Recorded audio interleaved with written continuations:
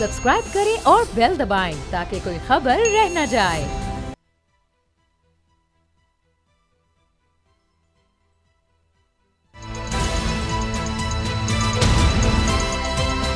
अब पता चला।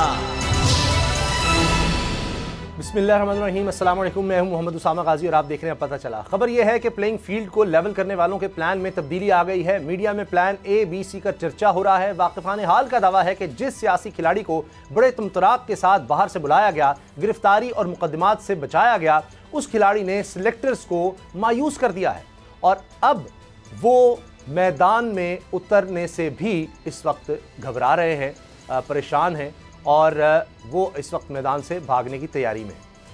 सियासत पर नजर डालें तो पीपल्स पार्टी ने अपना मंशूर पेश कर दिया है। बिलावल भुट्टो ने इक़्तिदार में आने के बाद 300 यूनिट तक बिजली मुफ्त देने का ऐलान किया। पीपल्स पार्टी ने अपने मंशूर में आवाम से 10 वादे किए हैं। दूसरी तरफ नून लीग को देखें तो वो कश्मकश और मखमसे का शिकार है। दावे मुल्क बचाने के किए गए, लेकिन हकीकत यह है कि इंतखाबी टिकटों की तकसीम से लेकर मंशूर की तैयारी तक नून लीग को कुछ समझ नहीं आ रही कि करना क्या है। मंशूर की तैयारी का काम 33 रुकनी कमेटी के सपुर्द किया गया, जिसके तहत 30 ज़ेली कमेटियां भी मंशूर साजी में मसरूफ रहीं, लेकिन 52 दिन गुजरने के बाद भी मंशूर का कुछ अता पता नहीं। अब पार्टी ने मंशूर की तैयारी के लिए अवाम से तजावीज़ तलब करनी है, जबकि इंतखाबी टिकटों की तकसीम के लिए भी इजलास पर इजलास चल रहे हैं। मगर ज़राए के मुताबिक यहां भी अंदरूनी इख्तलाफात की वजह से टिकटों की तकसीम मुश्किल हो गई है। इसी बात को लेकर पीटीआई के साबिक रुकन असम्बली रमेश कुमार ने दावा किया है कि नून लीग के सितारे गर्दिश में आने वाले हैं। अगर इंतखाबात 8 फरवरी को हुए तो नून लीग नहीं बल्कि आसिफ जरदारी लीडिंग रोल अदा करते नजर आएंगे। रमेश कुमार के बकौल पीटीआई और नून लीग की लड़ाई की वजह से फायदा पीपल्स पार्टी को होगा और वो बलोचिस्तान और सिंध में हुकूमत बनाएगी। यह दावा कितना दुरुस्त है और क्या वाकई सियासी प्लान बदल गया है, इस पर भी हम बात करेंगे। अभी हमें मेहर बानो कुरैशी साहब ने ज्वाइन किया है, कि साबिक वज़ीर ख़ारजा शाह महमूद कुरैशी साहब की बेटी हैं, और जिस तरह आपने देखा, पूरे पाकिस्तान ने देखा, जिस तरह उनकी गिरफ्तारी हुई, उसके बाद जिस तरह उनको अदालत में पेश किया गया, अजीब मंजर था, जैसे कोई बहुत बड़ा दहशतगर्द है उसको पेश किया जा रहा है। मेहर साहब, बहुत शुक्रिया आपके ख़ानदान के लिए, आपके घर वालों के लिए, सबके लिए, वालिदैन हैं, बहन भाई, उनके लिए बड़ा मुश्किल वक्त है। लेकिन ये अजीब हमने देखा कि जब उनको अदालत में पेश किया गया, एक तो उससे पहले आपको बताया नहीं गया, फिर वहाँ मीडिया की एक्सेस नहीं थी और पता लगा कि 7 थानों की और पुलिस आई हुई थी वहाँ गिरफ्तारी के लिए। जी, अस्सलाम वालेकुम उसामा, आपका बहुत शुक्रिया, आपने मुझे मौका दिया बात करने का। आप बिल्कुल दुरुस्त फरमा रहे हैं। जिस तरह उनको लाया गया, शायद ही हमने किसी दहशतगर्द को देखा होगा कि इस तरह लाया जाए। जो रावलपिंडी का जुडिशल कॉम्प्लेक्स है, वहाँ पे हू का आलम था, सारा क्लियर किया हुआ था, वहाँ पे पुलिस की भारी नफरी थी, मीडिया को अंदर तक रसाई नहीं हासिल। हम जब कोर्ट गए तो हमने जज साहब से कहा कि आप ऑर्डर करें कि मीडिया को अंदर आने दिया जाए, तो फिर चंद लोगों को उन्होंने अंदर आने दिया। यहाँ पर तो लग रहा है कि हर कोर्ट को ये कैमरा बनाने की कोशिश कर रहे हैं, तो समझ नहीं आ रही कि क्यों, किस बात का खौफ है, किस बात का डर है। शायद यही कि जो लाडला लीग है उन्हें अभी तक मंशूर ही नहीं मिला, तो वो इलेक्शंस में कैसे जाएंगे। पाकिस्तान तहरीक इंसाफ पहले भी इलेक्शंस के लिए तैयार थी, सिर्फ तैयार ही नहीं, हम तो पिछले 1 साल से जद्दोजहद कर रहे हैं कि आइन की बालादस्ती हो और आइन के मुताबिक बर वक्त इलेक्शंस किए जाएं। और जहां तक इनका बदसलूकी का सवाल है, जिन्होंने मेरे वालिद के साथ की, बहुत शर्मनाक हरकत थी। इससे पूरा पाकिस्तान शर्मसार हुआ है और हमारा तमाशा बनाया गया है। पूरी दुनिया देख रही है और इस वक्त या वो हैरान या उन्हें रहे हैं। जी, मेहर साहब, ये फरमाइएगा कि तशद्दुद की शिकायत इस तरह पहले कभी नहीं शाह महमूद कुरैशी साहब ने कहा, और कई दफ़ा उनको गिरफ्तार किया गया, रिहाई मिली, उन्हीं केसेस में दोबारा गिरफ्तार किया जाता है, लेकिन ये तशद्दुद वाला अंसर ख़ासतौर पर जिस तरह गिरफ्तारी हो रही थी वो तो हमने देखा, तो ये तो बड़े दुख की बात है। तो इस पर आपको लगता नहीं कि इस पर कोई एक्शन होना चाहिए जिन पुलिस एहलकारों ने इस तरह किया? जी बिल्कुल, हमने तो ईसी को भी लिखा है, ईसीपी शुड टेक एक्शन, क्योंकि वो एक नुमाइंदा नहीं है इलेक्शन के, वो पाकिस्तान तहरीक इंसाफ के वाइस चेयरमैन है, और बाकी जो सियासत के इदारे हैं उन एक्शन लेना चाहिए है, और ये इन्वेस्टिगेशन होनी चाहिए कि किसी की ऑर्डर्स पे उन्होंने ये किया है कि ये खुद से पंजाब पुलिस अब एक गुंडा लीग बन चुकी है, गुंडागर्दी पे उतर आए हैं।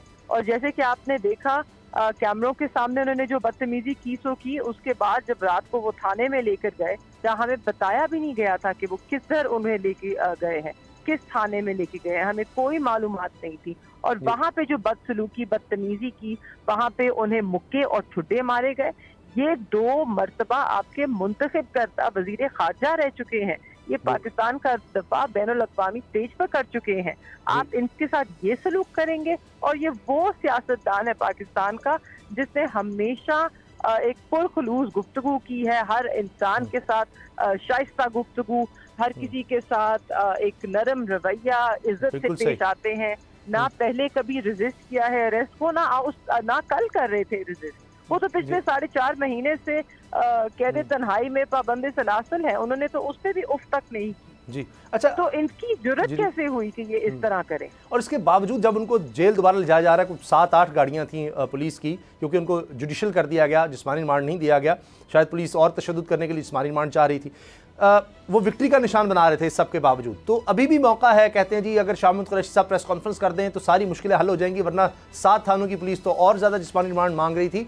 तो अब आप जमानत के लिए जाएंगे? लगता तो नहीं है कोई प्रेस कॉन्फ्रेंस करने का, तो मुझे लगता है कोई चांस ही नहीं। हम बिल्कुल जमानत के लिए जाएंगे। देखिए, वो पहले भी कह चुके हैं, और जब हम ये साइफर कोर्ट के अंदर थे, जैसा साइफर ट्रायल हो रही थी जेल कोर्ट के अंदर, तो वो खान साहब के सामने उन्होंने कहा कि ये खान साहब मेरे सामने बैठे हैं और हम सबको मुखातिब होकर कहा, मैं बताना चाहता हूँ, मैं आपकी जात के लिए नहीं कर रहा, मैं अपने असूल पे खड़ा हूँ। तो असूलों पे ना उन्होंने पहले सौदा किया था, ना वो आज सौदा करेंगे। जी जी, हमें कादिर मंदू खिल साहब ने भी ज्वाइन किया है, पाकिस्तान पीपल्स पार्टी के सीनियर। हमें कादिर मंदू खिल इसको हर तरह से कंडेम किया जा रहा है। रज़ा रबानी साहब सीनियर रहनुमा पीपल्स पार्टी के, उन्होंने भी कहा कि जिस तरह गिरफ्तारी हुई बहुत गलत है। आप समझते हैं, आपकी पार्टी भी समझती है कि ये अंदाज नहीं होना चाहिए, हथकड़ियाँ भी लगाई गई और जिस तरह का उनके साथ सलूक किया गया शाह महमूद कुरैशी के साथ? देखिए, शाह महमूद कुरैशी साहब हो या इमरान खान साहब हो या तहरीक इंसाफ का या पाकिस्तान का कोई भी शहरी हो, आपको मैं याद दिलाता रहूँ कि पीपल्स पार्टी के दौर में, आसिफ अली जरदारी साहब के दौर में 2008 से 2013 तक आप रिकॉर्ड चेक करें, एक भी सियासी कैदी नहीं था, एक भी सियासी कैदी नहीं था। तो अब वो हम किस तरह उसको जस्टिफाई करेंगे? एक शख्स के खिलाफ हमने केस दाखिल कर दिए है तो उसकी हो गई सुप्रीम कोर्ट से, लेकिन इस तरह बार बार करने से वो जेल से भी इलेक्शन लड़ सकते हैं। पाकिस्तान का कानून बड़ा वाज़ेह है इस हवाले से, वो नॉमिनेशन पेपर जमा करके जेल के अंदर होते हुए भी उनको डाला जा सकता है, उसे वो कर सकते। तो मैं ये समझ रहा हूँ कि उन्होंने शाह महमूद कुरैशी साहब को मजीद पॉपुलर कर दिया उसको, इस हवाले से तो हम बिल्कुल इस चीज़ की वो है। और आइन का आर्टिकल 10 है जो पीपल्स पार्टी के दौर में 18वीं तरमीम में शामिल किया गया है, उसमें यही कहा गया है कि जो भी जिसके ऊपर इल्ज़ाम आया उनको वकला तक, उनकी फैमिली तक, उनको सारी सहूलतें मुहैया होना चाहिए जो कि आम एक आदमी को होता है। तो यकीनन मुलजिम होता है, इसके ऊपर इल्ज़ाम होता है, जब तक उसके ऊपर जुर्म साबित नहीं होता है तब तक वो सारे फैसिलिटीज उसको मिलना चाहिए। ठीक, मेहर साहब आपसे आखिरी सवाल ये फरमाइएगा कि नज़र तो यह आ रहा है कि साइफर में ज़मानत हुई और केसेस पहले हाई कोर्ट में कहा गया था कि तफसील दें, और सारी तफसील थी और कोई उनके अलावा केस उनके ऊपर नहीं था। फिर अचानक हमने MPO का देखा ऑर्डर, वो फिर पहले आता है, फिर वापस लिया जाता है, फिर केस। तो ये खदशात हैं, या आप समझते हैं कि अदालत को वंस एंड फॉर ऑल एक क्लियर करना चाहिए कि अगर कोई केस है तो सामने लाएं? ये तो इस तरह तो कभी भी खत्म नहीं हो सकेगा मामला, उनको किसी केस में रिहाई मिलेगी, फिर गिरफ्तारी, फिर आगे केस आता रहेगा, ये तो मजाक है। देखिए, बात आपकी सही है। मंदो खैल साहब एक सेकंड, मेहर बानो जी, मेहर आप फरमाइएगा। सॉरी, आई डिडंट रियलाइज आप मंदो खैल साहब से नहीं, आपसे मेहर साहब आपसे सवाल है। नहीं, मैं तो सिर्फ ये कहना चाहूंगी कि हमें बिल्कुल उम्मीद है कि कोर्ट इस पर एक्शन लेंगी और कोई ब्लैंकेट ऑर्डर देंगी इस तरह का, क्योंकि देखिए जो 9 मई का वाकया था, जितना अफसोसनाक था और जितनी भी हम उसकी मजम्मत करें कम है, मगर मजम्मत के बावजूद अगर आप देखिए तो इस वक्त जो 9 मई का वाकया है उसको ये संजीदगी से नहीं ले रहे, इन्होंने मजाक बना लिया है रियासत में जिस तरह के वो इकदाम कर रही है। अब वो जो भी पॉलिटिकल विक्टिमाइजेशन का एक टूल बन चुका है 9 मई का वाकया। तो अगर तो ये वाकई इतना संजीदा है कि जितना हम सबको लगता है, तो इस पे एक ओपन इन्वेस्टिगेशन होनी चाहिए, ना कि सियासी रहनुमाओं को और वर्कर्स को इसका निशाना बनाना चाहिए। ठीक, बहुत बहुत शुक्रिया मेहर बानो साहिबा, आपने हमें वक्त दिया। मंदो खिल साहब, असद की अगर बात करें तो ये बड़ा इंकशाफ नज़र आ रहा है। जिस तरह हमने देखा कि पहले रमेश कुमार साहब तहरीक इंसाफ में थे और वो खुद कह रहे हैं कि मैं थिंक टैंक का हिस्सा रहा हूँ, मुझे चीज़ें समझ आ जाती हैं। अब वो पीपल्स पार्टी की तरफ आ गए हैं, वो कह रहे हैं कि जी लीडिंग रोल आसिफ जरदारी का होगा। तो जो बात नून लीग कर रही थी, मियां नवाज शरीफ साहब कर रहे थे और वो आके दो तिहाई अक्सरियत के दावे अभी तक कर रहे थे, उसका क्या होगा? यहाँ तो आप समझते हैं वाकई लीडिंग रोल जरदारी साहब का होने वाला है? उसका ये होगा, आपके जवाब का मैं थोड़ा मजाक वाले अंदाज में जवाब दूंगा। उसका ये होगा कि मिट्टी पाओ सब चीजों पे। अच्छा। जिस तरह ख्वाजा आसिफ पुराना सनाउल्लाह ज़ीर रुज़्क़ की बातें कर रहे थी, मुझे नहीं लग रहा है कि ज़ीर रुज़्क़ के ऊपर वो आया। और नवाज शरीफ साहब जिस तरह पहले नारा लगा रहा था कि मुझे क्यों निकाला, और अब 8 फरवरी के बाद ये नारा होगा कि मुझे क्यों बुलाया।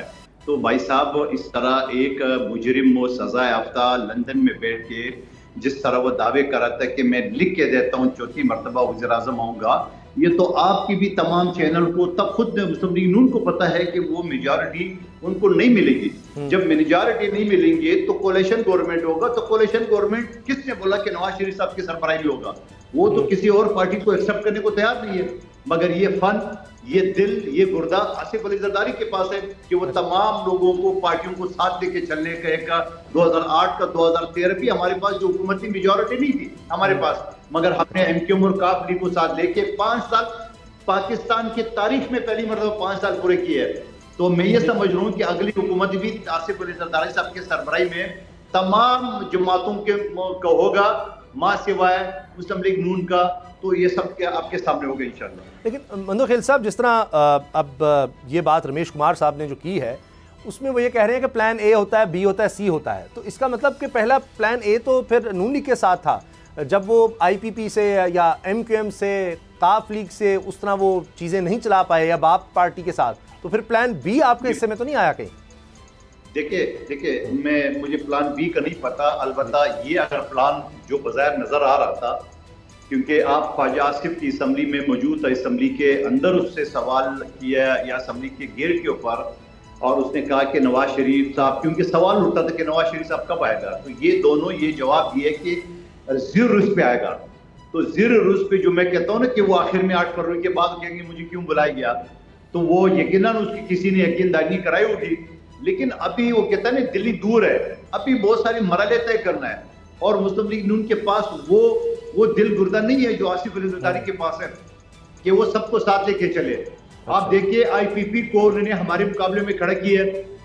जिस वक्त आसिफ अली जरदारी साहब बैठे हुए थे पंजाब में और उनको जो पीटीआई के लोग थे वो शामिल हो रहे थे, इन्होंने आईपीपी खड़ा किया और पुख्तनख्वा में उन्होंने परवेज खटक को खड़ा किया। आज उन्हीं आईपीपी जो उनके कहने पे आए उनको भी छोड़िए, बल्कि राजा रियाज को तो बड़ी मुश्किल से बेचारे ने डेस्क बजाया शहबाज शरीफ के लिए एज ए अपोजिशन लीडर। क्या कुछ नहीं बोला। हामिद मीर साहब के शो में कहा कि मैं अगले टिकट, यानी अपोजिशन लीडर हो के उसने ये बयान दिया है, उसके बावजूद उस गरीब को बड़े मुश्किल से टिकट दिया है। और आईपीपी के साथ अभी मामला चल रहा है इनका, एमक्यूएम के साथ इसको एहतियात न होने के बराबर है। मेरे हल्के में मुस्तफा कमाल साहब खड़े हैं, दूसरी तरफ शहबाज शरीफ साहब खड़े हैं, इनके आपस में नहीं में दोनों खड़े हुए, दोनों वजीर है। तो सवाल ये कि इनका एहतियात किससे हो? मौलाना फजल रहमान अलग नाराज है, उनसे बाप पार्टी अलग नाराज है। अब देखे सरफराज मुफ्ती साहब हमारे पास आ गए। तो सवाल ये कि अगली हुकूमत जो इत्याजियों की होगी और वो आसिफ अली जरदारी के सरबराही में होगी, ये बात आप ही करें, आप उसको प्लान बी कहो या सी को जो नाम दे दो। और इसमें नून लीग के लिए गुंजाइश होगी? पहले मुझे याद है 2008 के बाद भी जरदारी साहब ने बड़ा दिल करके नून लीग को साथ शामिल किया था, लेकिन उसके बाद फिर नून लीग ने देखा कि अच्छा हमारे लिए तो जरा सियासी तौर पर मुश्किल हो जाएगा, फिर वो चले गए। पहले उन्होंने काबीना का हलफ भी लिया था, आपको भी अच्छी तरह याद होगा ये बात? बिल्कुल याद है अच्छी तरह। और आपको ये भी मैं बता दूं कि अगर आसिफ अली जरदारी साहब नहीं होता तो शहबाज शरीफ साहब कभी उनको घर वाले उनको वज़ीर आज़म नहीं देखना चाह रहे थे। ये आसिफ अली जरदारी था जिसने इत्तेहाद बनाया, जिसने पाकिस्तान की तारीख में पहली मरतबा अदम एतमाद की तहरीक पास कराई, जिसने ये तहरीक शुरू की है। तो ये तो सब मानते हैं। हाँ, ये मैं जरूर कहूँगा कि हो सकता है आसिफ अली जरदारी साहब दिल का बड़ा है, हो सकता है इनको भी शामिल करे, आ जाओ भाई मेरे अंडर काम करना है तो आ जाओ। लेकिन ये जो गुर है, ये जो दिल गुर्दा है, ये नून लीग के पास नहीं है, उनके पास ये फराख दिली नहीं है। दूसरी बात ये कि बिलावल भुट्टो साहब ने कल जो मंशूर से पहले 10 पॉइंट का जो ऐलान किया है, जहां 300 तक यूनिट तक बिजली फ्री का, जहां उन्होंने बेनजीर इनकम सपोर्ट के अंदर जो है ना रोजगार वसीला और जो वो है नशोनमा का जो बेनजीर नशोनमा और उसके अलावा जो मजीद प्रोग्राम उसने ऐलान कर दिए है, तो मैं समझ रहा हूँ कि पीपल्स पार्टी के पास एक मंशूर है जो अभी तक किसी पार्टी ने कोई मंशूर बयान नहीं किया है। तो मैं समझ रहा हूँ कि पीपल्स पार्टी अगली हुकूमत बनाएगी और न सिर्फ सिंध में बल्कि चारों सूबों में और साथ साथ वफाक में इंशाल्लाह आप देखते रहें। पुख्तनख्वा में आप देख रहे कामयाब जलसे किए, बलोचिस्तान में कामयाब जलसे किए, कल हमने तारीखी जलसा किए, लेकिन नवाज शरीफ साहब की जलसे कहाँ हैं? आप मुझे बता सकते हैं कोई जलसा है? एक जलसा जो 4 टेबल पे 4 कुर्सी खाना की प्लेटें रखे मरियम नवाज साहब ने जो जलसा करा है पूरे पाकिस्तान को बुला के, ये भी तो हो सकता है कि उनकी बात हो गई है तो उनको वो समझने उनको जरूरत ही नहीं है। तहरीक इंसाफ का उनसे मुकाबला नजर आ रहा है पंजाब में। वो कह रहे हैं वो तो दीवार से चुन दी गई, वो उनके कागजात नामजदगी के बाद अब तजवीज़ कुनिदा तायद क्यों नहीं मिल रहे, अभी स्क्रूटनी है उससे निकल जाएंगे, तो उनके लिए मैदान खुला है। उनको लगता है पीपल्स पार्टी पंजाब में उस तरह उनको टफ टाइम नहीं देगी। आपको मैं दोबारा दोहरा दूं, अगर इनकी बात हो भी गई है तो उनके कहने पे तो IPP बना है, उनके कहने पे तो परवेज खटक की पार्टी बना है, इनके कहने पे तो बाप वालों को शामिल किए, इनके कहने पे तो MKM और JDA शामिल किए, इनके तो किसी से नहीं बनी अभी तक। तो आप मुझे बताओ, बात तो फिर बीच में वो मरवत साहब क्या कहते थे वो अल्फाज मैं नहीं कहना चाह रहा हूँ, तो बात तो फिर गई, खत्म हो गई। तो मैं ये समझ रहा हूँ कि ये सारी चीजें तो उनके पास है नहीं। मैं आपको जो बार बार रिपीट कर रहा हूँ कि जो चीजें, मगर मंदोखेल साहब, फजलुर रहमान साहब ने जो आज प्रेस कॉन्फ्रेंस की है उसमें उन्होंने यानी एक तरह से चार्जशीट ही कर दिया कि जी सुप्रीम कोर्ट ने किस तरह 8 फरवरी की तारीख पर दे दी, उन्होंने इलेक्शन कमीशन को बुलाया, उसकी क्या इंडिपेंडेंस रह गई।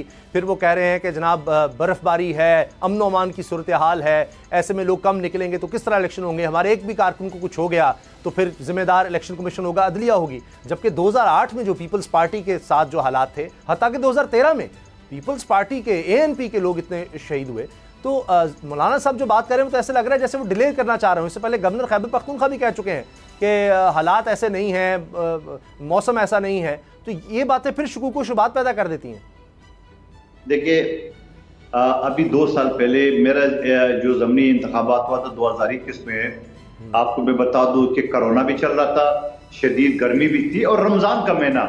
मैं तो खुद हैरान था एज ए उम्मीदवार कि मैं कैसे इलेक्शन वाले दिन निकलूंगा, लेकिन अल्हम्दुलिल्लाह आपने देखा बल्दिया की आवाम निकल गई है और मुझे असम्बली तक पहुंचाया है। अगर मौलाना साहब को इन बातों पे एतमाद नहीं है तो मैं उसके क्या जवाब दे सकता हूँ, लेकिन आवाम जो है ना कोरोना में भी, गर्मी में भी, रमजान के महीने में भी, और बेनजीर भुट्टो जो 2007 में शहीद हुई है, तो फिर फरवरी 2008 में इलेक्शन तो हो गया ना जी, तो अभी फरवरी में तो फर्क क्या है। लेकिन अगर मौलाना साहब ये समझ रहे हैं कि वो एडवांस पे ये इल्जाम लगा के, तो मैं कहता हूँ इल्जाम तो मौलाना साहब को ये लगाना चाहिए कि जो लेवल प्लेइंग फील्ड है, जो ब्यूरोक्रेसी पंजाब में अपनी जगह पे बैठी है 35 साल की नून लिखी, उसको बदलना चाहिए। मौलाना साहब को ये कहना चाहिए कि पंजाब में तरक्याती काम पाबंदी नहीं है, सिंध पे पाबंदी है। मौलाना साहब को ये कहना चाहिए कि सैलाब में जो सिंध के अवाम डूबे थे, जहाँ बिलावल भुट्टो साहब ने 20 लाख मकानात की तामीर शुरू की, उनके फंड रोक दिए गए। तो ये बहुत सारी चीजें हैं जो और पूरे का पूरे निगरान हुकूमत नून लीग का बैठा हुआ है। तो ये सारे सवाल आते हैं, न कि सर्दी का मौसम। लेकिन आप पहले दिन से नजर आ रहा है, आप जिस तरह बिलावल जा रहे हैं, जलसे कर रहे हैं, वो कहते हैं जी हम वाहिद पार्टी हैं जो हर सूरत में इलेक्शन चाहते हैं। मगर एक तरफ हम देख रहे हैं IG पंजाब कह रहे हैं जी हमारे पास नफरी नहीं है। कोर कमांडर्स का एलामिया आ जाता है कि जो भी इलेक्शन कमीशन को हमारी मदद दरकार होगी हम वो करेंगे, लेकिन ब्यूरोक्रेसी उस तरह तैयार नज़र नहीं आ रही है। फिर अगर खतो खिताबत शुरू हो गई, पंजाब के IG कह रहे हैं जी हमारे पास पुलिस नहीं है, वहाँ पर फजलुर रहमान साहब इस तरह की बात कर रहे हैं, यहाँ से अगर मियाँ नवाज शरीफ साहब आज उनकी खबर आ गई, अल्लाह उनको सेहत दे, फिर उनकी तबीयत बहुत ख़राब हो गई है, बुखार और गला ख़राब कहा जा रहा है और वो इजलास से ही चले गए, तो ये तो फिर ऐसे लग रहा है कि शायद कहीं फिर कोई मामला इस तरह का ना हो जाए, अगरचे जो कोर कमांडर्स या आर्मी चीफ की तरफ से तो वाज़ेह ऐलान आ गया है। देखिए मोहतरम, आपने मेरे पहले जुमले पे गौर नहीं किया है। इलेक्शन कमीशन का शेड्यूल अभी आई नहीं है। सिंध में थानेदार से लेके IG तक और तहसीलदार से लेके चीफ सेक्रेटरी तक बदल दिया है। इलेक्शन कमीशन मुंह देख रहा था। सिंध में तरक्याती काम पे पाबंदी लगाए। मेरा एक पानी का 50 करोड़ पानी की लाइनों का 2 साल पहले, 2.25 साल पहले का प्रोजेक्ट है, उसमें पाबंदी लगाई दी है 2 महीने 3 महीने पहले से, जबकि शेड्यूल अभी अनाउंस हुआ है। तो मेरा कहना है ये जो ब्यूरोक्रेसी 35 साल से नवाज शरीफ साहब की बनाई हुई है, भर्ती किए हुए लोग हैं, वो तो यकीनन वही बातें करेंगे जो नवाज शरीफ साहब कहेंगे। आप मुझे बता दो, जो फौज तैयार है, अदलियत तैयार है, इलेक्शन कमीशन तैयार है, तो ब्यूरोक्रेसी की क्या औकात है? मुझे एक बात बताओ, ये तो सारे के सारे वही करप्ट माफिया है, एक पर्सन को छोड़ के, जो नवाज शरीफ साहब के दौर में लगे। आपने देखा कि मेरे जब नवाज शरीफ साहब ने कहा वोट को इज्जत दो, पार्लियामान के मैं खसूसी कमेटी का चेयरमैन था, यहाँ पे मुस्लिम लीग नून का ख्वाजा आसिफ, राना तनवीर, ख्वाजा साद रफीक और मुसद्दक मलिक अपने अफसरान को मेरे कमेटी में नहीं भेजते थे। अच्छा। और फिर जाके उसके बाद एक सिंगल हाई कोर्ट के, इस्लामाबाद हाई कोर्ट के जज ने उससे पूरा का पूरा आईन के आर्टिकल 69 की खिलाफ वर्जी करते हुए, जो कि किसी कमेटी के या असेंबली के प्रोसीडिंग में मुदाखलत नहीं कर सकते, उड़ा दिया है। अच्छा। और यही इनका तोकीर चाहता जो प्रिंसिपल सेक्रेटरी था शहबाज शरीफ साहब को इसको एक्सटेंशन दिए, काकड़ साहब को ना वो उनको वो दे रहे थे, एनर्जी दे रहे थे। सही, आपकी बातें अपनी जगह दुरुस्त होंगी, मैं इसको नहीं इसको डिनाई करता, लेकिन ये भी आप देखें जब आपसे गुफ्तगू हो रही है इस वक्त कराची में बराह रास्त सदर नून लीग शहबाज शरीफ साहब, जो पार्टी में जिन लोगों ने शमूलियत इख्तियार की है कराची में, उनसे मुखातिब हैं, और एक साबिक ब्यूरोक्रेट बशीर मेमन साहब सदर मुस्लिम लीग नून सिंध उनके साथ बैठे हुए हैं। तो वो तो आकर कह रहे हैं कि जी हम पीपल्स पार्टी का किला, वैसे तो सिंध अंदरूनी सिंध कहा जाता है, लेकिन कराची में अब आप अपनी पोजीशन मजबूत कर रहे हैं, वहां पर मेयर भी है, वो तो वहां बैठकर लोगों को शामिल कर रहे हैं। ओ भाई साहब, आप जरा ये लगा ले कि सिंध में कोई आदमी इस काबिल नहीं था जो सिंध के सदारा संभाल लेके। 2 साल पहले एक ब्यूरोक्रेट जो इनके तनख्वाह पे काम कर रहा था, उसको सिंध का सदर बना दिया बशीर मेमन को, जिसने पीपल्स पार्टी के खिलाफ इंक्वायरियां कराई है, अब शहबाज शरीफ और नवाज शरीफ के खिलाफ इंक्वायरियां बंद कराई है, उसको सिंध का सदर बना के क्या सिंध पता कर लेगा? वो खुदा का वास्ता आप ये भी तो देख लें, ब्यूरोक्रेट को सिंध का सदर बना के सिंध पता हो गया। और फिर उसके बाद शहबाज शरीफ साहब मेरे मुकाबले में आ रहे इलेक्शन में हल्का 242 में, तो या कराची की आवाम या बल्दिया की आवाम बेवकूफ तो नहीं है, वो ये सवाल करेंगे कि आपने 2018 में कहा था कि मैं ये बल्दिया की गलियां जो ना लाहौर की गलियां बनाऊंगा, आप तो पलट के वापस नहीं आए। आपने सिंध का यानी कराची का, मेरे हल्के का पानी का स्कीम के 5 मनसूबा रोक लिया है। आपने 1 रुपए का काम नहीं किया। दूसरी तरफ मैं मेंबर था, मैं 22 महीने का, ना मिनिस्टर था, ना एडवाइजर था, 9 अरब 20 करोड़ के तरक्याती काम मंजूर कराया, 50,000 से ज्यादा पिछले हफ्ते तक रजिस्ट्रेशन कराई बेनजीर कप सपोर्ट के जरिए गरीबों का। ठीक है। और आज मैंने नादरा की वैन चलाई, घर घर शनाख्ती कार्ड बनवाया है, यूनिवर्सिटी मंजूर कराया है, 9 अरब 20 करोड़ तरक्याती काम में 2 अरब का एक गैस लाइन जो मेगा प्रोजेक्ट वो मंजूर कराया। मंदोखिल साहब, ये शहबाज शरीफ साहब क्या कहेंगे आवाम से कि मुझे वोट दो, मैंने ये काम किया, मैं तो गिनवा सकता हूँ अपनी तरफ। ठीक, आप गिनवा रहे हैं, लेकिन नून लीग कहती है कि जी ये जिस तरह से बिलावल ने कहा जी 30 लाख घर, 300 यूनिट बिजली मुफ्त, और जितने भी वादे किए हैं, ये आपको पहले भी 5 साल हुकूमत मिली, नहीं कर सके, ये तो मुमकिन ही नहीं है, ये तो सिर्फ दावे हैं।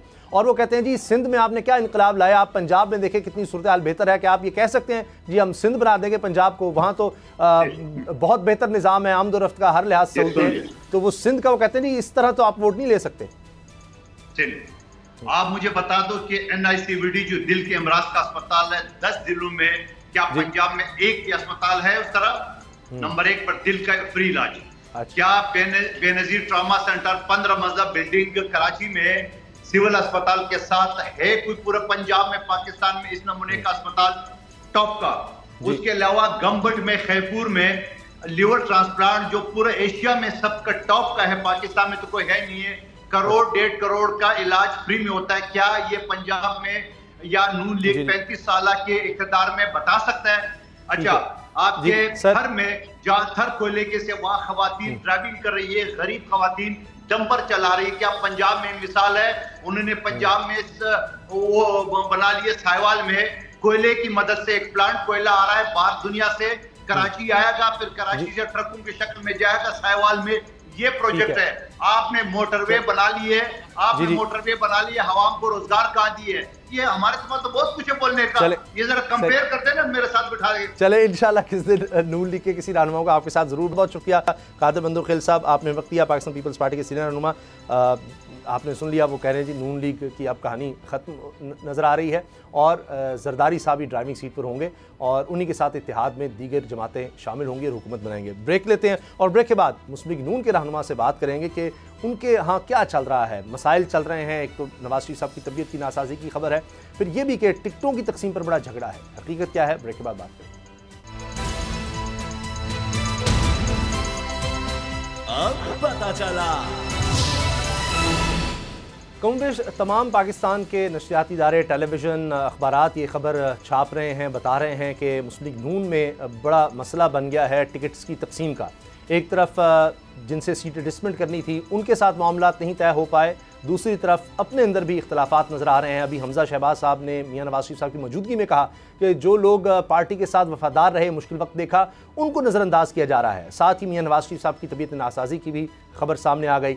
शहबाज शरीफ साहब भी कराची हैं और लगता है कि शायद MQM को मनाने की वो कोशिश कर रहे हैं, क्योंकि MQM ने शहबाज शरीफ साहब के साथ सीट डिसमिट यानी वो सीट खाली छोड़ने से इनकार किया है। रफ़ीक रिजवाना साहब मुस्लिम लीग नून के सीनियर रहनुमा हमारे साथ हैं। रिजवाना साहब, पहले तो मियां नवाज शरीफ साहब की तबीयत के हवाले से बताइएगा। आज खबर आई कि उनकी कुछ तबीयत ख़राब हो गई, बुखार, गला ख़राब, और फिर वो इजलास से चले गए, पार्लियामानी इजलास से, क्या दुरुस्त है? मेरी कोई इतला नहीं है, मुझे ऐसे ही इतला है जैसे आप टीवी पे बात कर रहे हैं मीडिया के जरिए। तो काफी दिनों से वो काम कर रहे हैं, मौसम की खराबी है, फॉग है, मौसम बदलते रहते हैं, तो छोटी मोटी ये चीज है। इंशाल्लाह अल्लाह बेहतरी करेगा, अल्लाह उन्हें सेहत देगा। मेरे इल्म में जाती तौर पर नहीं था। अच्छा, चलें, आप मेरी गुजारिश होगी आप जरूर पता करें लीडरशिप जी, कर देंगे, फिक्र न करें, इंशाल्लाह अल्लाह सेहत देगा, ठीक हो जाएगा। अच्छा, ये फरमाएगा, ये जो खबरें आ रही हैं पार्लियामानी पार्टी का इजलास शायद किसी और जमात की तरफ से इतनी तवील सेशंस नहीं हुए, इतने इजलास नहीं हुए, और अभी तक चीज़ें फाइनल नहीं हो सकी, ना ही मंशूर सामने आ सका है। अब भी कहा जा रहा है कि लोगों से अब तजावीज़ ली जा रही हैं। अब तो सर स्क्रूटनी का अमल शुरू हो गया, अब तो जलसे जुलूस होने हैं, तभी मंशूर लेकर आप लोगों में जाएंगे। कोई फर्क नहीं पड़ता, दो 3-4 दिन की बात है। आप जो कोई और लोग क्यों फिक्रमंद है? फिक्र तो हमें होनी चाहिए। तो आपको सर कोई फिक्र नहीं है जो भी पार्टी की तरफ से कुछ भी ऐलान? मैं आपको कह रहा हूँ फिक्र तो हमें होनी चाहिए। तो इंशाल्लाह कोई ऐसी बात नहीं है, तसल्ली रखें। हम एक माशाल्लाह बड़ी जमात है अल्हम्दुलिल्लाह, और ख़ास तौर पर पंजाब के हवाले से आज कराची में भी लोगों ने शमूलियत इख्तियार की है। तो इंशाल्लाह ऐसी कोई बात नहीं है। ठीक है, हम सारी चीज़ों को देख रहे हैं। ठीक, और सर सारी चीज़ जी सब जमातें कह रही हैं जी कहाँ है नून लीग, कहाँ है जलसे, तो उसके बाद उन जमातों को देखे ना, उन जमातों को खुश हो जाए कि हम कहाँ हैं, खुदा न खासा गुम तो नहीं है, हम ज़्यादा एक्टिव हैं, हम ज़्यादा एक्टिव हैं। और सर थैंक यू जी। अच्छा सर, एक दो सवाल और सर, ये इस्तेकाम पाकिस्तान पार्टी या MQM, इनसे सर मामला क्यों तय नहीं पा रहे? हो रहे हैं जी। अच्छा, हो रहे हैं, डोंट वरी। अच्छा, क्या हो रहे हैं सर, कुछ बता तो दें कितनी सीटों पे हो रहे हैं? अभी देखे ना जी, ये बड़ी जो है ना, ये उस पार्लियामेंट बोर्ड के अंदर डिस्कशन है, बात की लीडरशिप ने फैसले करने, मैं तो नहीं बता सकता कितनी सीटों में हो रहा है। अच्छा, लेकिन हो जाएगा, आपको ख्याल है कि कोई मसला नहीं है? उम्मीद है हो जाएगा जी, मगर साथ हमारे जहाँ जहाँ वो सीटें मांग रहे हैं, हमारे पुराने बेहतरीन हमारे कैंडिडेट्स भी हैं, तो कोई इतना आसान फैसला नहीं है, साफ जाहिर है पॉलिटिकली जी। अच्छा, जो लोग मुनहरिफ हुए, जाहिर है कि बहुत से लोग नून लीग में आए हैं, ज़्यादातर लोग, लेकिन उनमें रमेश कुमार साहब भी हैं, तहरीक इंसाफ में थे। उन्होंने ये इंटरव्यू देते हुए बात की है, बड़े सीनियर साफ़ी हैं नहीं मिस्टर भट्ट साहब, उनको कि जी प्लान A, B और C होता है, तो अब जरदारी साहब को लीडिंग रोल मिलने लगा है और वो किंग मेकर होंगे। तो उनको कहीं से इतला मिली होगी, उन्हीं से पूछे जी। वो तो ये कह रहे हैं, मैं तो आपकी राय सर इस पर ले रहा हूँ। राय नहीं, मेरी कोई राय नहीं है। राय देखें जी, मैदान में जाए, जिसने जो अपने हिस्से की वो करनी है सारा कुछ, उसको जो भी अक्सरियत लेगा हुकूमत बना लेगा, नहीं तो मिलकर हुकूमत बना लेंगे। और रोल शोल क्या देने हैं, किसी को साफ ज़ाहिर रोल मिलेगा जो आप आवाम से स्ट्रेंथ लेके आओगे, पार्लियामेंट में जो आपका रोल होगा उस स्ट्रेंथ के हिसाब से होगा। वो देखते हैं किसके नसीब में क्या आता है, लेकिन उससे पहले तो सारी प्रीमेच्योर बातें हैं। ठीक सर, आपका मौक़िफ़ आना भी तो ज़रूरी है। अब वो कह रहे हैं कि सिंध और बलूचिस्तान में पीपल्स पार्टी आसानी से जीत जाएगी। मेरा मौक़िफ़ क्या है जी? मेरा मौक़िफ़ तो ये है कि इंशाल्लाह हम जीतेंगे। हमारे बड़े मजबूत कैंडिडेट इलेक्टेबल लोगों ने हमारी नून लीग में ज्वाइन किया है। तो कोई पार्टी, देखिए कोई पार्टी ये तो नहीं कह सकती हम फलां जगह हार जाएंगे। और हमारा तो इंशाल्लाह हमारा पंजाब का किला भी मजबूत है, अल्लाह के फजल से। हम कोई ज़्यादा शोखी भी नहीं मार रहे, ज़्यादा बूस्ट भी नहीं कर रहे, कोई दावे भी नहीं कर रहे, तो इसीलिए ऐसी कोई बात नहीं, तसल्ली रख। अच्छा, खैबर पख्तूनख्वा में फजलुर रहमान साहब के साथ ज़ाहिर है बातचीत चल रही है सभी की। आज उन्होंने अचानक प्रेस कॉन्फ्रेंस की और उसमें कहा कि ये किस तरह से अदलिया ने पाबंद कर दिया इलेक्शन कमीशन को, ऐसा इलेक्शन कमीशन क्या है जो फैसले नहीं ले सकता। फिर उन्होंने कहा कि मौसम ऐसा है, बर्फ़बारी होगी मुख्तलिफ इलाकों में, और अमन अमान का भी मसला है, टर्न आउट कम होगा, हमारे किसी कारकुन कुछ हुआ तो इलेक्शन कमीशन जिम्मेदार होगा, चीफ इलेक्शन कमिश्नर और अदलिया। वो तो इस तरह की बात करें जी। उनके हर इस गुफ्तगू को आप उनके अंदाज में देखें और उनसे पूछें आपने उन्हें किस कॉन्टेक्स्ट में बात की है जी, ठीक है ना। क्योंकि उनका बयान है, उस पर मैं कुछ कहने से कासिर हूँ। मैं तो कहता हूँ ये प्रोसेस चल रहा है, ठीक चल रहा है। बाकी अदालतों के फैसले हैं, अदालतों में फैसले सही भी होते हैं, गलत भी होते हैं, उस पर किसी को तहफ़्फ़ुज़ात भी होते हैं, कोई समझते हैं इंसाफ हुआ है। तो बात तो ठीक है कि इस्लामाबाद हाई कोर्ट का फैसला पेशावर हाई कोर्ट में चैलेंज तो किया, हो तो सकता है, मगर उंगलियां उठती हैं कि पेशावर में किया। और अभी ये शहबाज शरीफ साहब अपने प्रेस कॉन्फ्रेंस में कह रहे हैं कराची में कि शायद कोई उनके बकौल में शहबाज शरीफ साहब के जज साहब की कोई अजीजदारी है कैंडिडेट से। अब गॉड नोज बेटर, उनको सही पता होगा। तो उंगलियां तो उठनी शुरू हो गई है ना जी, तो बेहतर था उसको। सर जब नून लीग की अगर मजबूत है पोजीशन, तहरीक इंसाफ वैसी पकड़ दकड़ है, तो बल्ले का निशान हो ना, उससे क्या फर्क पड़ता है? देखिए जी, मैं तो कहता हूँ किसी सियासी पार्टी को रोकना नहीं चाहिए। हर सियासी पार्टी अपने निशान पे इलेक्शन लड़े, मगर उनके कानूनी मुशगाफियां हैं, कानूनी रुकावटें उनके रास्ते में हायल हैं, तो इसीलिए कानून अपना रास्ता लेगा। और चूंकि जरदारी साहब कह चुके हैं एक इंटरव्यू में कि जी 8-10 दिन आगे पीछे हो जाए इलेक्शंस तो कोई इतना मसला नहीं है। फजलुर रहमान साहब की बातों से भी इस तरह की एक तासुर मिल रहा है, लेकिन नून लीग कमिटेड है। आप क्या समझते हैं अगर इस तरह की मुशावरत होती है, वक्त कोई लेने की बात होती है? पॉलिसी के फैसले हैं ये, मेरे इल्म के मुताबिक तो ये हो नहीं सकता और पोस्टपोन नहीं होने चाहिए। हम तो पूरी तैयारी में हैं, आखिर पाकिस्तान इलेक्शन के बगैर कैसे चलेगा जी। अच्छा सर, अभी फैसलाबाद की बड़ी बात हो रही है कि वहाँ पर तलाल चौधरी साहब जो हैं वो सूबाई सतह पर होंगे, कुछ लोगों को वहाँ पर एडजस्ट करें, राजा रियाज साहब। इसमें कहीं पार्टी में आपने महसूस किया कि कुछ लोग जिस तरह मुनरिफ हुए उनको एडजस्ट किया जा रहा है, इससे पार्टी में कहीं कोई मसला, या सबने इसको खुश दिली से कबूल किया कि चूंकि पहले शहबाज शरीफ साहब देखें जहाँ पे पुराने लोग हैं वो खुश दिली से तो कबूल नहीं करते, मगर पार्टी डिसिप्लिन के पाबंद भी होते हैं। बहुत से फैसले होते हैं जो मुझे पसंद ना हो और पार्टी डिसिप्लिन में मुझे पाबंद होता है कि मैं बात करूं, और को करनी भी है तो पार्टी के अंदर करूं, और उसके बाद जब फैसला हो जाए उसके बाद उसको फॉलो करना मेरा भी फर्ज है बतौर कारकुन के। ठीक। अच्छा सर, नवाज शरीफ साहब तो क्लियर है कि नून लीग की तरफ से वो प्राइम मिनिस्टर कैंडिडेट होंगे। वज़ारत आला के लिए, पंजाब के लिए आप किसको मौजूद समझते हैं? मौजूद नहीं की, वो तो वक्त आएगा फिर देखा जाएगा, पार्टी ने फैसला करना है। अच्छा, हमारे पास कैंडिडेट्स हैं इंशाल्लाह। नहीं सर, पंजाब में वज़ीर आला के लिए वो तो कैंडिडेट तो मैं कबल वक्त तक कैसे कह दूं, उस वक्त जो पंजाब में अक्सरियत होगी, जो पार्टी फैसला करेगी, मौजूद क्या कह सकता हूँ मैं, ऐसे ही किसी के फेवर में दे दूं, कोई बयान दे दूं, मेरा तो काम नहीं है ना।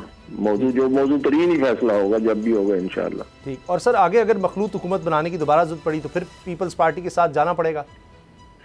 ये देखें जी, वक्त की बात है। अगर मुल्क चलाने के लिए पीपल्स पार्टी के साथ मिलकर मखलूत हुकूमत बनानी पड़ती है तो पहले हमने 14 महीने नहीं किया। ये और बात है कि वो उस वक्त मजे लूटते रहे, अब कहते हैं महंगाई लीक थी, अब कहते हैं फलां था। उस वक्त कोई नहीं बोला, उस वक्त खूब दौरे किए, खूब सैरें की, और उसके बाद अब बोलना शुरू कर दिया। अच्छा, इस तरह तो सियासत नहीं चलती था। और पीपल्स पार्टी ने सर दावा कर दिया कि 300 यूनिट मुफ्त बिजली देंगे और 30 लाख घर बनाएंगे। बिलावल ने मंशूर जो है वो सारों को बता दिया।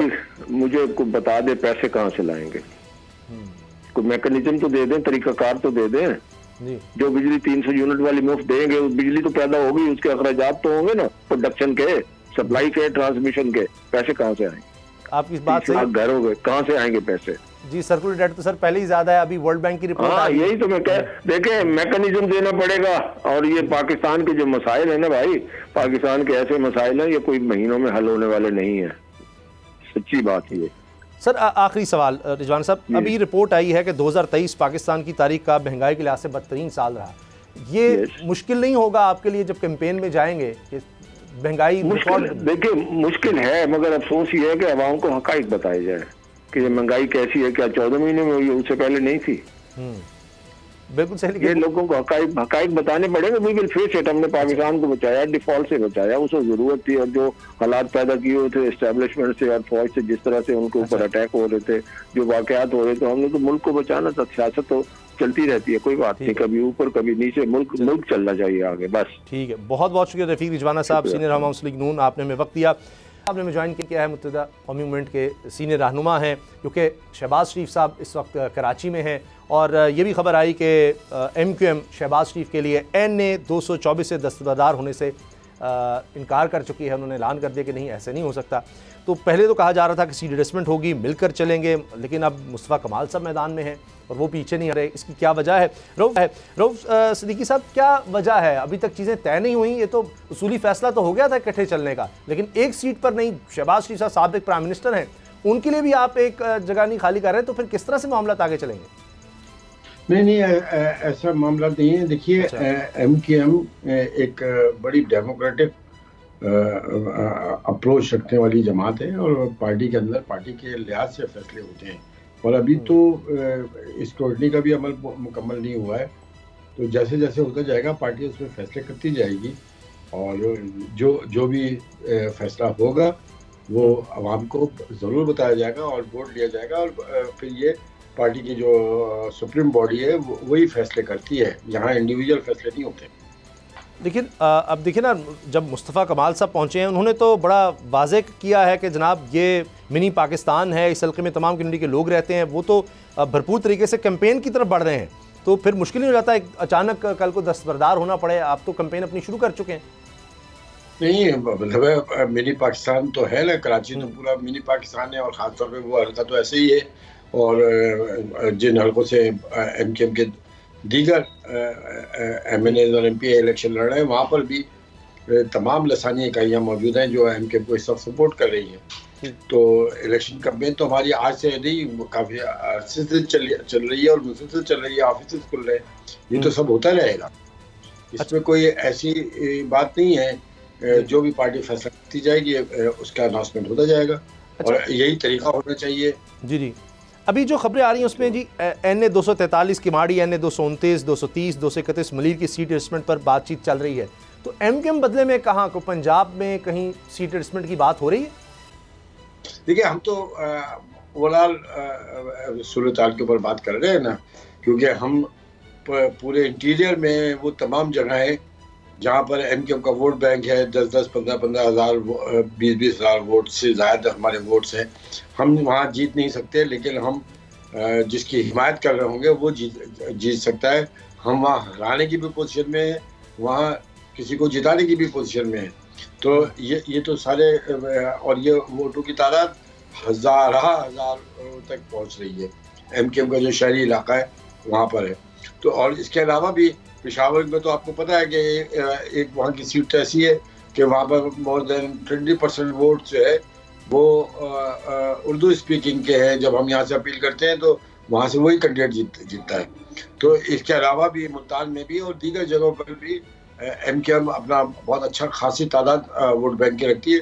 हम बहुत सारे लोगों के लिए अगर मुश्किलात पैदा करना चाहेंगे तो हम कर सकते हैं। लेकिन हम तो बहरहाल इस वक्त इलेक्शन की तैयारियों में मसरूफ़ है और हम चाह रहे हैं कि ये पुरअमन तरीके से फेयर एंड फ्री इलेक्शन हो। रऊफ सिद्दीकी साहब, ज़ाहिर है MKM एक पुरानी जमात है, उसको भी पता चलता है हवा किस तरफ की है, किधर मामला जा रहे हैं, आप सोच समझ कर फैसले करते हैं, इसलिए नून लीग के साथ चलने का फैसला हुआ। लेकिन रमेश कुमार साहब एक पार्लियामेंटेरियन हैं और वो हमेशा उस जमात में चले जाते हैं जिसकी हुकूमत बनने वाली होती है, ये उनका ट्रैक रिकॉर्ड है। वो कहते हैं जी प्लान ABC होता है, अब प्लान चेंज हो गया है और अब जरदारी साहब को लीडिंग रोल मिलने वाला है, वो अब किंग मेकर होंगे और वो हुकूमत बनाएंगे, उनके साथ शामिल होना होगा।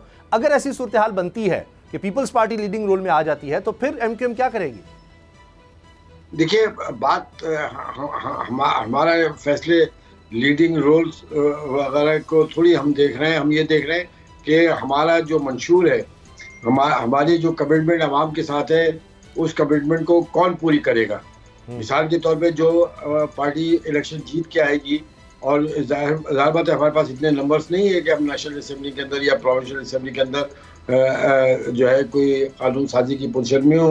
लिहाजा जो भी जो जमहूरियत के तकाजा है वो यही है कि जो जीत के आएगा उसे चाहिए कि वो दीगर जीतने वालों को भी ऑन करे और उनकी भी वो रिस्पेक्ट करे। तो अगर ये तमाम मामलात होंगे तो आवाम के लिए MKM ने जितने मुआहदे आज तक किए किसी इंफरादी तौर पे नहीं किए। और कोई इंफरादी तौर पे कहीं आता है जाता है और वो कुछ बयान देता है तो वो बिल्कुल एक डिफरेंट चीज़ है, वो तो एक इंडिविजुअल इंटरेस्ट है।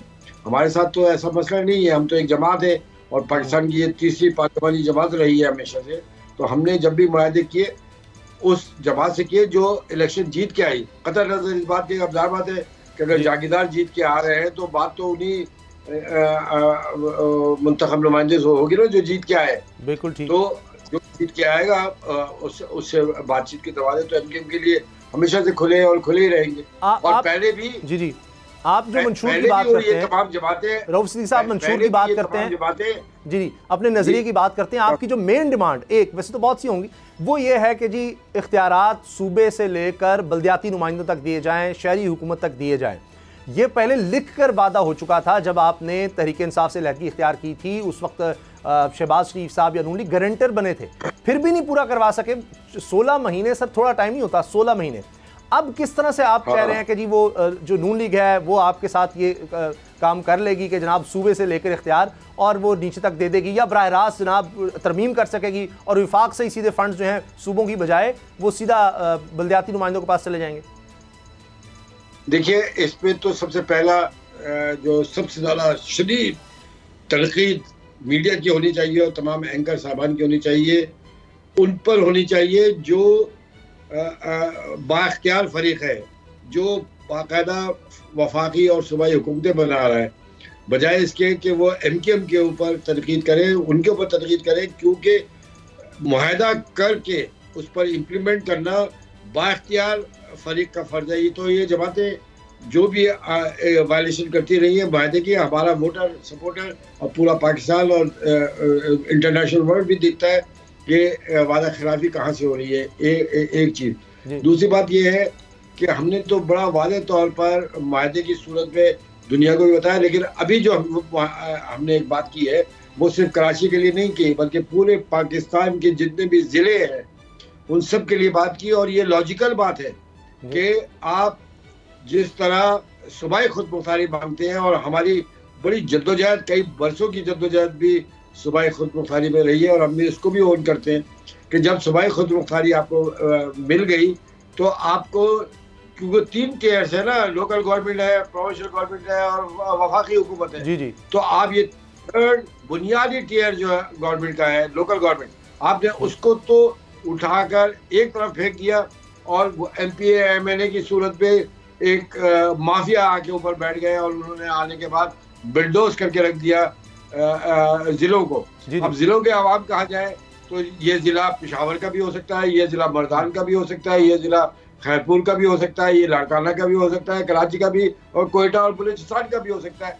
तो ये एक बात, एक मुतालबा हमारा, जिलों को आप खुद मुख्तारी दें और जो फंड वफाक से डिस्ट्रीब्यूट हो और वो फंड जो जिले जनरेट करें वो इन जिलों के पास हो, ताकि हर घर के पास पूरी दुनिया में बड़े शहरों के लिए, बिल्कुल आप सही कह रहे हैं, MPA MNA जी, जो बुनियादी मसाइल होते हैं जो भी किसी शहर के हों, इलाके के हों, वो ये आप सही कह रहे हैं, पूरी दुनिया में यही मॉडल होता है, क्योंकि आप लोग बल्दियाती नुमाइंदे का फ़ायदा ये उसके पास जा सकते हैं, वो एक कम आबादी को एक तरह से रिप्रेजेंट कर रहा होता है। MNA MPA के पीछे लाखों होते हैं और वो लेजिस्लेशन करेगा या जाकर रोज़मर्रा के काम देखेगा। आपकी बात सही है, जहाँ भी अच्छी डिलीवरी हुई है वहाँ पर लोकल बॉडी एक स्ट्रांग होती है, लोगों के पास इख्तियार होता है, शहरियों के पास, कि वो अपना रिप्रेजेंटेटिव चुने। लेकिन अब बात यह है कि ये करने को कोई विफाकी आज तक पाकिस्तान में तैयार ही नहीं हुई जमात। आपकी जमात उस तरह पावर में नहीं आ पाती और वादे हर एक करके आप उनके साथ चल रहे होते हैं और 5 साल गुजर जाते हैं। ये नून लीग ने क्या आज तक किया है जिनके साथ आप चल रहे हैं? आज तक तो उन्होंने नहीं किया। पंजाब में उनकी इतनी दफ़ा हुकूमत रही, कभी उन्होंने एम्पावर ही नहीं किया बल्दियाती नुमाइंदों को, वो तो इलेक्शन ही नहीं होने देते। बिल्कुल वही नहीं, कोई भी नहीं होने देता। तो हम यही तो बात कर रहे हैं कि हमारे पास गुज़िश्ता 30 वर्षों में तमाम सियासी जमातें जो जीत के आती थी, कुदरत का एक अजीब फैसला और शानदार फैसला रहा कि MKM ज़्यादातर वक्त में एक बैलेंसिंग वोट में रही कि अगर वो वोट डालेगी तो वज़ीर आज़म बनेगा, अगर वो वोट नहीं डालेगी तो वज़ीर आज़म नहीं बनेगा। पिछली जो हुकूमत थी PTI की, उसमें भी 4 हमारी सीटें थी, हालांकि हमारी सीटें छीनी गई 10-12, उन 4-6 सीटों ने भी बैलेंसिंग वोट की पोजीशन अख्तियार की।